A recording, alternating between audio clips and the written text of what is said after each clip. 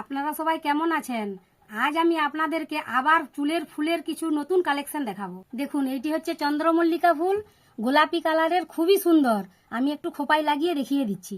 দেখুন কত সুন্দর লাগছে। দেখুন, এইটি হালকা গোলাপি কালারের, খুবই সুন্দর দেখতে। এইটিও আমি খোপায় লাগিয়ে দেখিয়ে দিচ্ছি। দেখুন কত সুন্দর লাগছে।